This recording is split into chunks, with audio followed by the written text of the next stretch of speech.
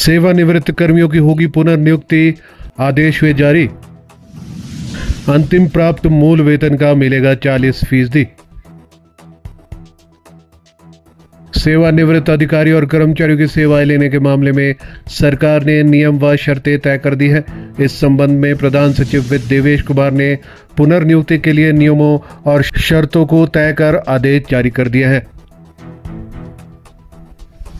Staff की कमी को दूर करने और खर्च घटाने के लिए सेवानिवृत्त अधिकारी और कर्मचारियों की सेवाएं लेने के मामले में सरकार ने नियम और शर्तें तय की हैं।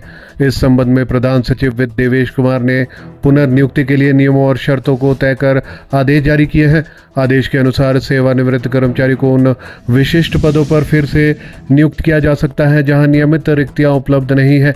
इन पदों के लिए पारिश्रमिक श्रेणी 1 से श्रेणी 3 तक सेवानिवृत्त कर्मचारियों के लिए अंतिम प्राप्त मूल वेतन का 40% देय होगा। इसमें चतुर्थ श्रेणी के मल्टीटास्क वर्कर, तृतीय श्रेणी के कार्यालय सहायक और प्रथम व द्वितीय श्रेणी वाले वर्क सुपरवाइजर जैसे पद भी शामिल है।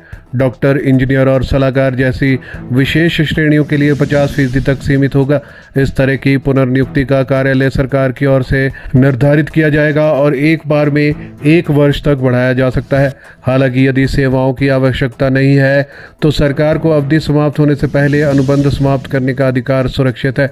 निर्धारित पारिश्रमिक पर कोई महंगाई भत्ता देय नहीं होगा। यह आउटसोर्स कर्मचारियों के लिए लागू मानदंडों के अनुसार टीएडी और छुट्टी के हकदार होंगे। कोई चिकित्सा सुविधा प्राप्त नहीं की जाएगी क्योंकि सेवानिवृत्त व्यक्ति पहले से ही ऐसी योजनाओं के अंतर्गत आते हैं। यदि सेवानिवृत्त व्यक्ति के पास निरंतर सरकारी आवास है तो उसे बनाए रखा जा सकता है। सरकार ने इस बात पर जोर दिया है कि इन पुनर्नियोजित व्यक्तियों से संबंधित सभी व्यय आउटसोर्सिंग खाते के शीर्ष के अंतर्गत वहन किए जाने चाहिए। प्रशासनिक विभागों को ऐसे प्रस्ताव के लिए वित्त विभाग से पूर्व अनुमोदन की आवश्यकता होगी। यदि पुनर्नियोजित व्यक्ति का प्रदर्शन या आचरण असंतोषजनक पाया गया तो सरकार अनुबंध को समाप्त कर सकती है।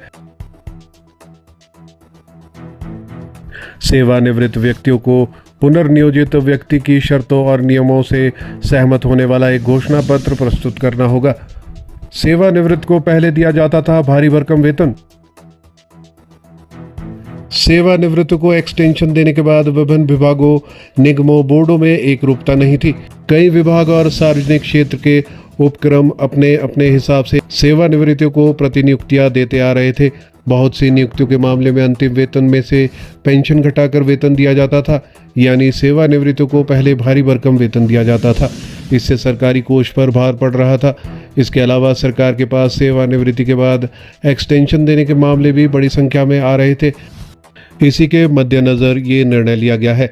एक तो इससे खर्चा घटेगा और दूसरा ये कि सेवानिवृत्ति के बाद भी सरकारी सेवा में बने रहने का मोह अधिकारी और कर्मचारियों में कम होगा।